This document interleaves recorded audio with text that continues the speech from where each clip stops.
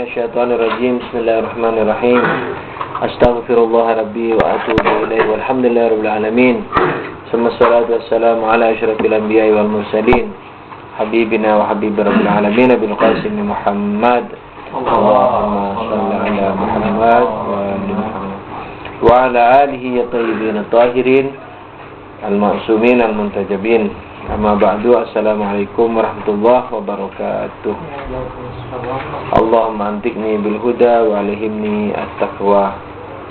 Kalau antum masih ingat yang tadi apa di atas? Ilmuhu terhadap perbuatan yang maslahat yang menuntut kepada penciptaan. Lah ini juga tidak bisa keluar dari ilmuhu. Toh ilmu yang. Jadi orang masih bisa aja iskal. Itu mah ilmu yang bercampur dengan iradah. Sebab sifat Tuhan juga bisa campuran ilmu dan iradah. Nah, ini ilmu dan iradah. Ini kita mau membedakan antara ilmu dengan iradah. Iya, mestinya. Tapi di sini, nah di bawah dia kan komentar ini. Fa in aradal ilmal mutlaq falaysa bi iradah. Kalau yang diinginkan ilmu mutlak, maka dia bukan iradah, ilmu. Ilmu aja. Nah, jawaban kita, hatta ilmu yang tidak mutlak itu juga ilmu. Ilmu yang tidak mutlak yang mana? Yang di ada dua kait itu tadi, dua pengikat. Apa pengikat pertama? Maslahat. Pengikat kedua, adai ila ijadihi.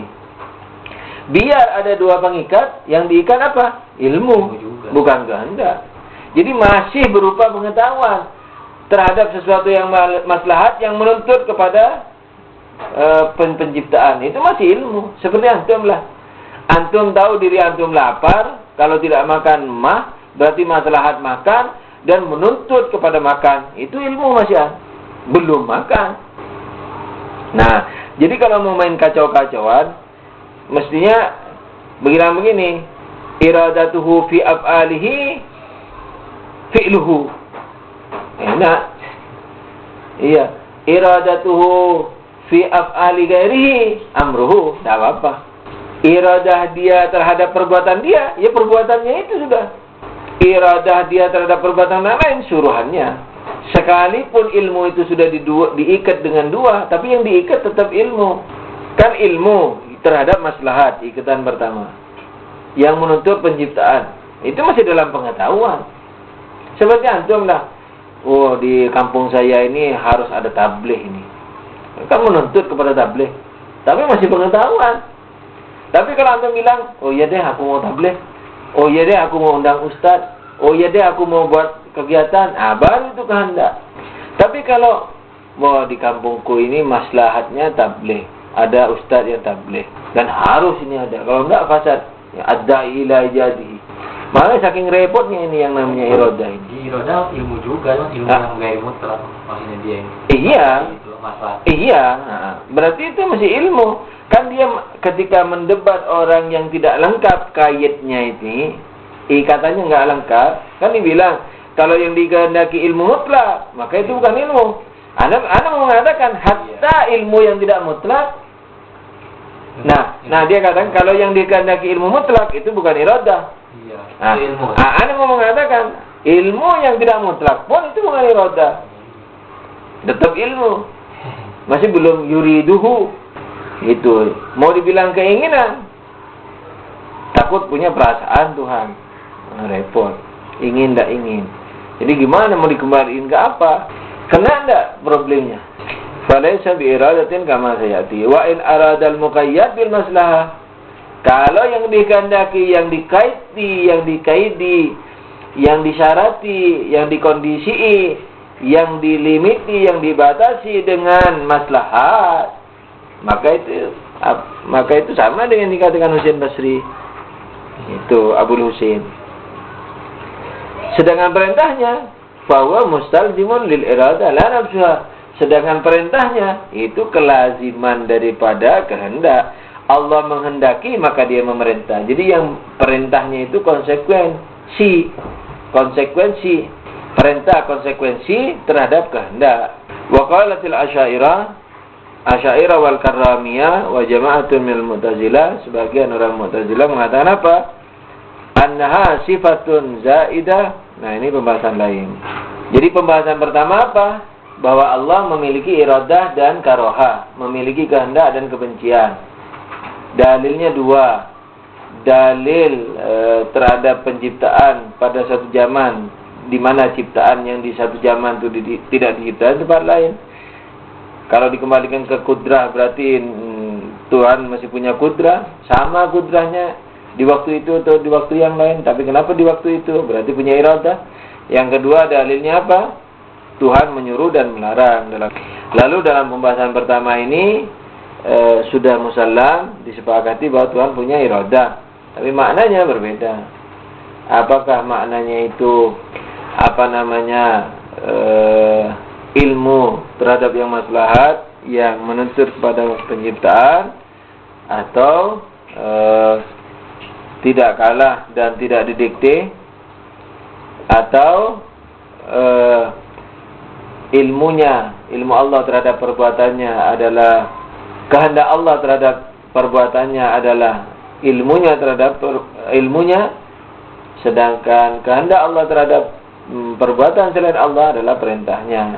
Di mana ini sudah komentari dengan pensyarah.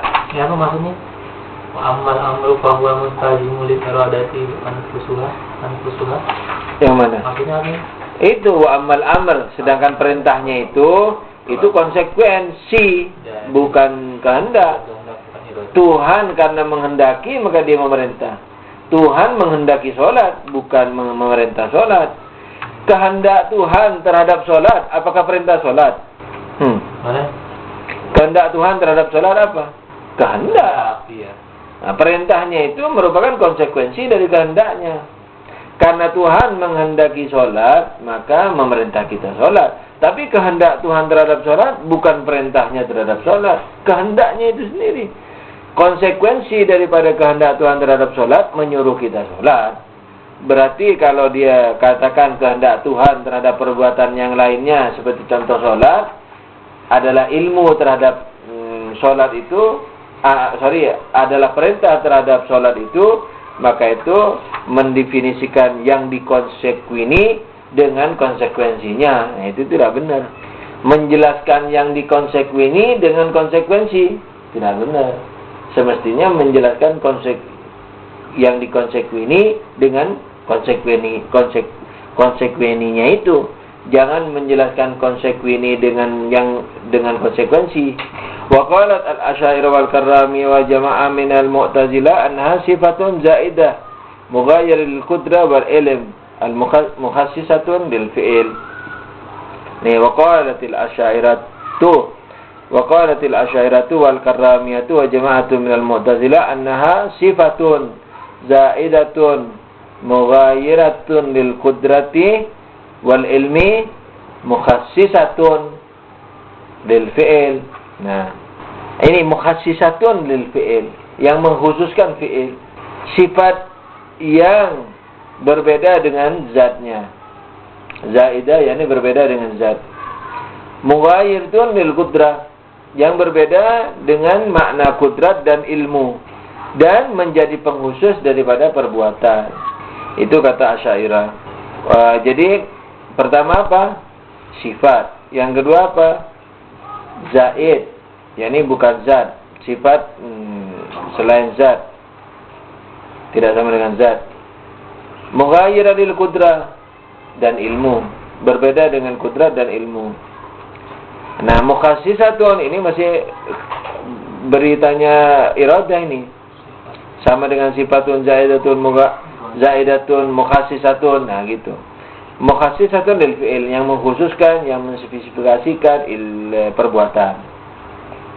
Summa ikhtalafu faqalat al-Asy'ariyah dzalika zaid ma'na qadim. Nah, jadi pada 3 tingkatan ini, 4 tingkatan sifat bukan zat, berbeda dari ilmu dan kehendak, kudrah dan kekuasaan, menjadi pengkhusus daripada perbuatan. Dalam 4 hal ini mereka sepakat. Tapi dalam rinciannya berbeda. Asy'ariyah mengatakan yang zaid itu qadim, kalau Mu'tazilah wal Karramiyah wa makna hadis, jadi baru. Karamiyah qalu huwa qaimun bi dzatihi ta'ala. Karena baru berarti harus punya pijakan. Nah, apa pijakannya? Zat Allah Subhanahu wa taala kalau karamiyah. Tapi kalau Mu'tazilah tidak di suatu tempat. Ini coba betapa bingungnya manusia. Dari dulu ini. Toh, dia sudah mengatakan sifat selain zat berbeda dengan kudrat dan ilmu dan menjadi pengkhusus kepada perbuatan. Nah, kemudian yang zaid ini, yang bukan zat ini apa? Kadim. Kalau menurut sebagian apa? Baru, tidak kadim. Yang baru juga berpecah. Dia bertopang kepada zat Allah. Kalau Mu'tazilah mengatakan tidak ada topangannya. Wa sayati butlanu ziyadati faidan al-haq ma qalahu Abu Husain al-Basri. Nanti saya terangkan mengenai kebatilan bahwa sifat itu bukan zat. Tapi yang jelas kata dia sampai sekarang berarti yang benar yang dikatakan Abu Husain. Apa yang dikatakan Abu Husain? Bahwa dia adalah bahwa ilmunya terhadap sesuatu yang maslahat yang menuntut kepada penciptaan, yang menurut kita juga belum benar. Karena itu masih ilmu, bukan kehendak. Seandainya arada, nah itu masih mendingan. Nah, tapi diiskal lagi berarti perasaan, umpamanya gitu. Bagaimana supaya Allah berkehendak tapi tidak berperasaan? Baik kehendaknya kadim. Wah, itu bagaimana cara? Jadi Al-Mahillinya sendiri mengatakan apa? Dalil yang pertama itu li'anna takhsisal af'al bi ijadiha fi waqtin duna akhar la budda lahu min al-mukhassis wa lirada. Wa li'annahu ta'ala amara wa naha. Jadi masih selamat yang punya Al-Mahilli. Sebelum dijelasin sama Fadil Miqdad. Jadi lebih enak. Allah punya irada, iya punya. Kenapa? Karena dia mencipta di satu waktu, tidak mencipta di tempat lain, di waktu yang lain. Nah, itu tandanya kalau dikembalikan, oh karena Tuhan kuasa. Emangnya di hari lain tidak kuasa? Oh iya ya kuasa ya. Terus apa dong? Nah itulah irada. Masih enak ini yang di dalil pertama. Tidak dikembalikan ke ilmu. Nah, Fadil Miqdad mengembalikannya ke ilmu. Dia tidak mengembalikannya secara langsung. Dia menukil kata-kata orang. Lalu dia berpendapat yang benar punya Abu Husain. Walhasil dikembalikan ke ilmu. Wad dalil ala subutil irada wajhain.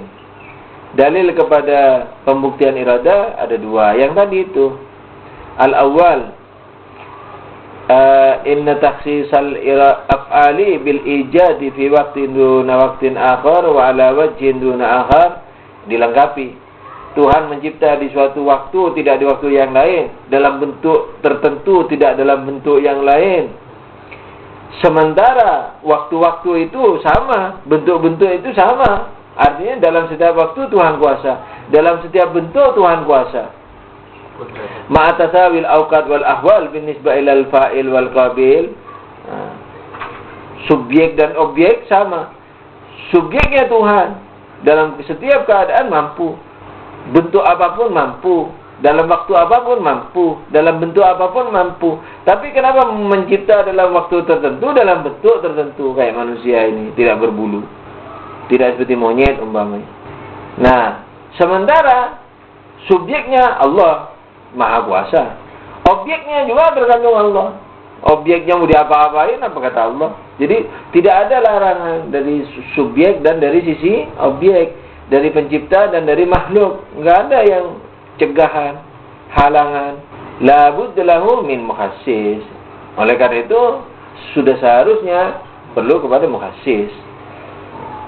Fadzalikal mukhassis imma al-qudrah dzatiyah. Mukhassis itu bisa kekuasaannya. Nah, bisa saja kekuasaannya, tapi ini tidak bisa. Kenapa?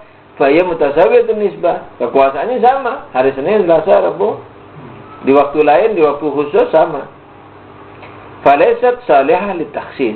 Kalau begitu tidak cocok untuk menjadi penspesifikasi. Pengkhusus tidak cocok untuk jadi pengkhusus. Wali anna min sya'niha at-ta'sir wal ijad min ghairi tarjih. Malah kekuasaan itu kerja kekuasaan itu hanya mencipta aja tanpa memilih-milih, minggir tarjih, tanpa memilih-milih. Mencipta aja kuasa itu. Tapi ketika kuasa itu mencipta hari ini, tidak mencipta hari lain, mencipta dalam bentuk ini, tidak mencipta dalam bentuk lain, nah itu tandanya ada sesuatu selain kuasa. Wa imma ilm, bisa juga dikembalikan ke ilmu mutlak. Nah, tapi ini juga nggak bisa. Fadzalika tabi'un li ta'yinil mumkin.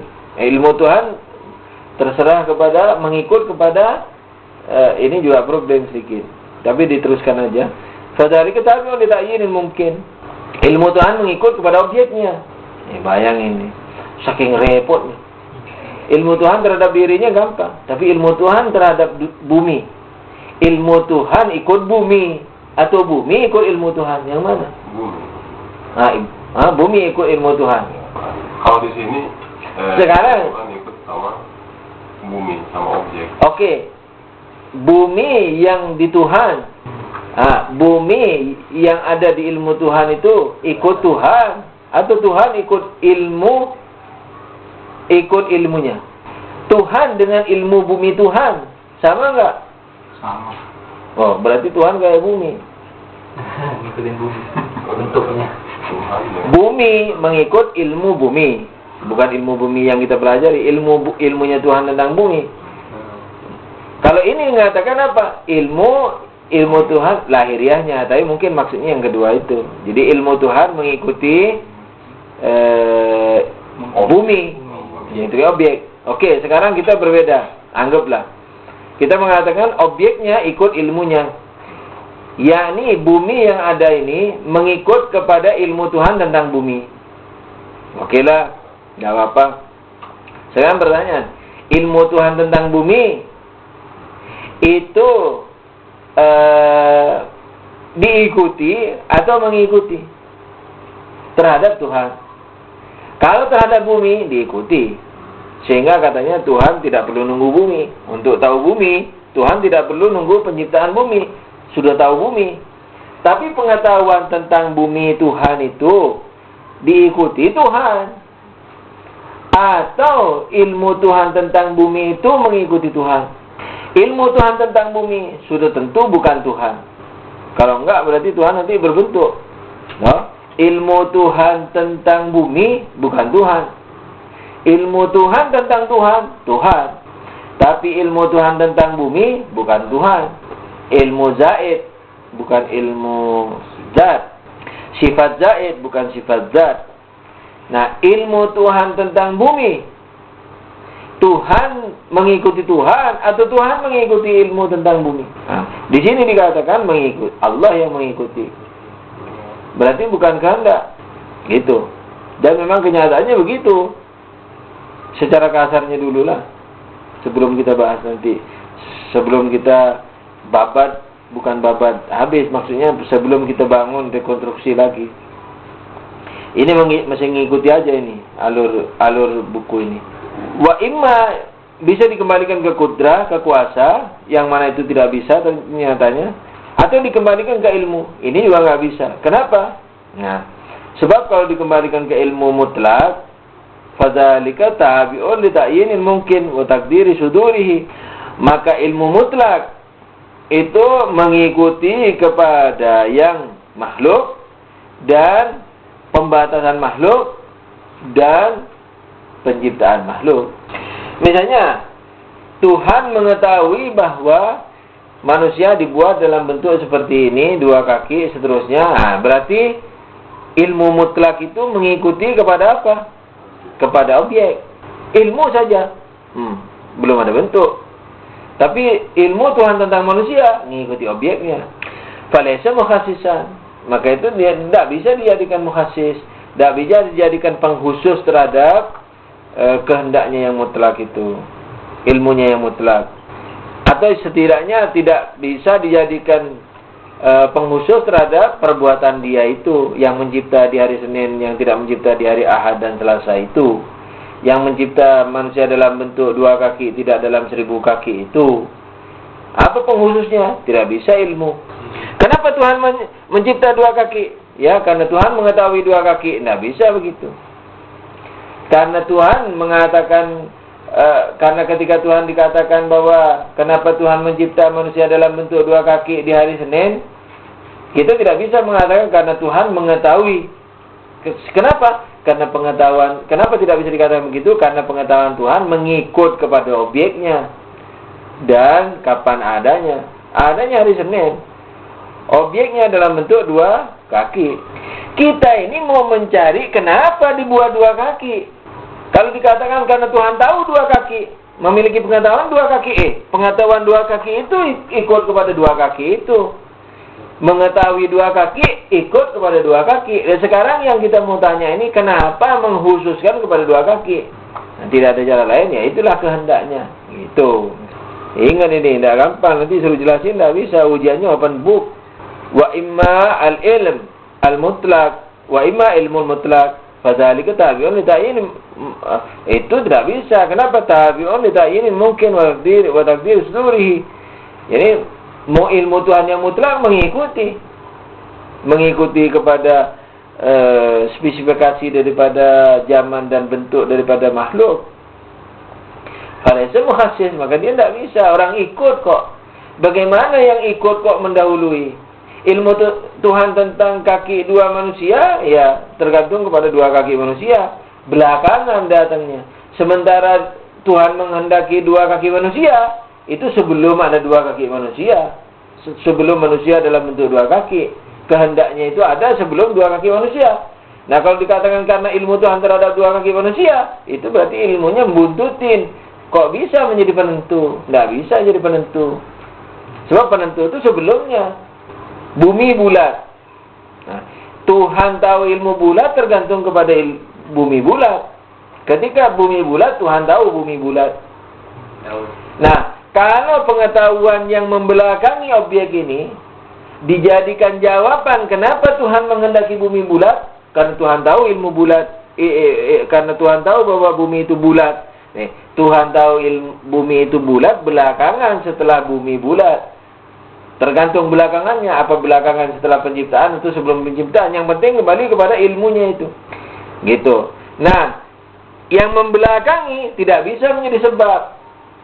Sementara ketika ditanya, kenapa Tuhan menciptakan bumi bulat? Pasti ada sebabnya sebelumnya itu, sebelum penciptaan. Maka itu yang dijadikan penyebab mukhassis, tidak bisa ilmu. Karena ilmu belakangan. Sekarang, oke, mungkin antum mau berdebat. Ilmu Tuhan sebelum penciptaan bumi. Oke, ilmu Tuhan sebelum penciptaan bumi. Oke, tidak apa-apa. Sekarang anak tanya, berarti antum kan mau bilang begini, ilmu Tuhan terhadap bumi sebelum penciptaan bumi. Oke. Nah, terus apakah ini bisa dijadikan mukhassis kepada pencipta bumi? Bisa, kata antum begitu mungkin. Karena ilmu Tuhan terhadap bumi sebelum penciptaan bumi. Berarti kalau ditanya, kenapa Tuhan menciptakan bumi bulat? Karena Tuhan tahu sebelum bumi dicipta bahwa bumi bulat. Nah, tapi dikejar sama dia. Seandainya saya jadi dia, saya kejar. Sekarang, ilmu Tuhan terhadap bumi bahwa itu bulat, itu diikuti Tuhan atau dibuat Tuhan? Ilmu yang ada pada Tuhan itu, bukan bumi. Kalau bumi ini dibuat Tuhan.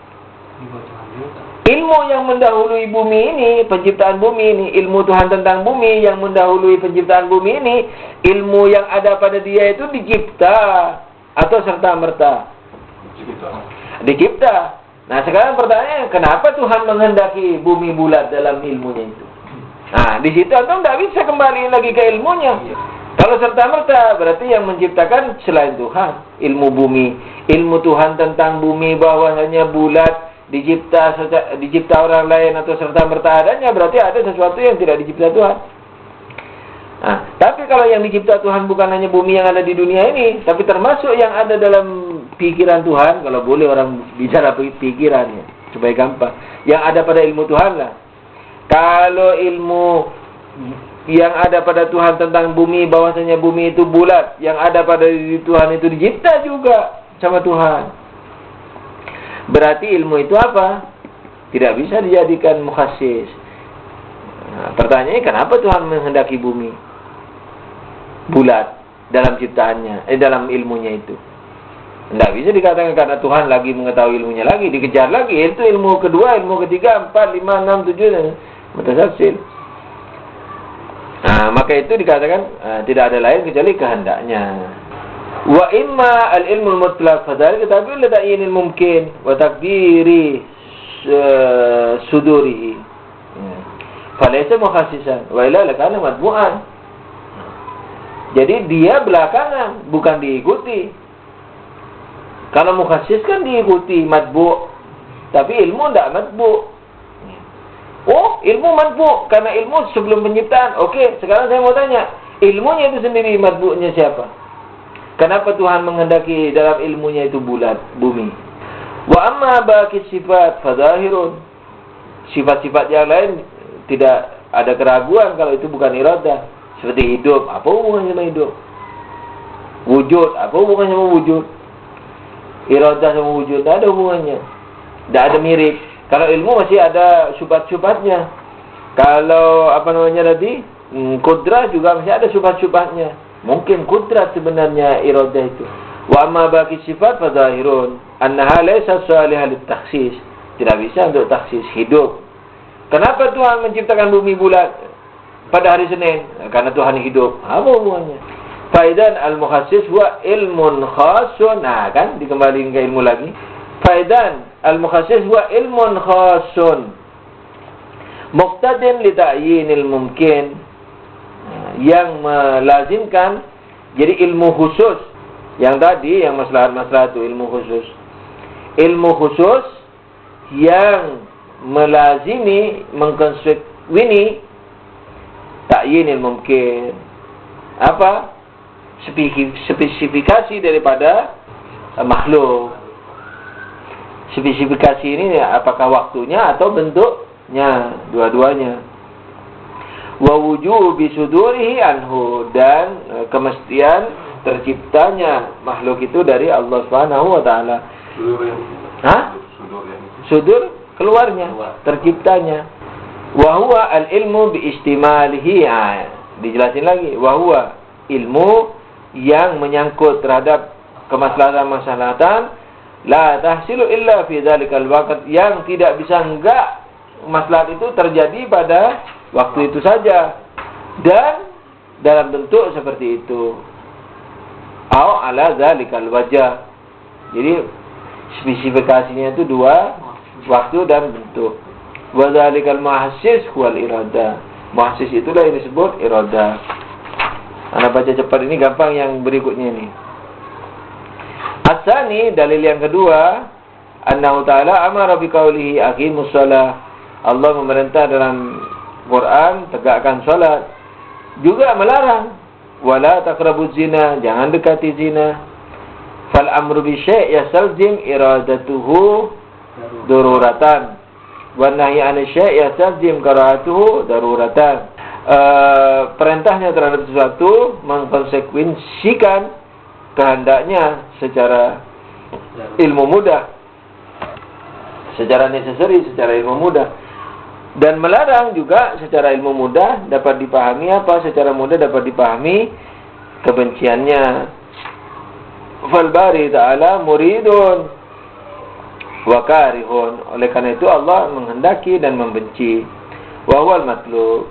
Maka terbuktilah apa yang kita inginkan. Wa hahuna faedatan.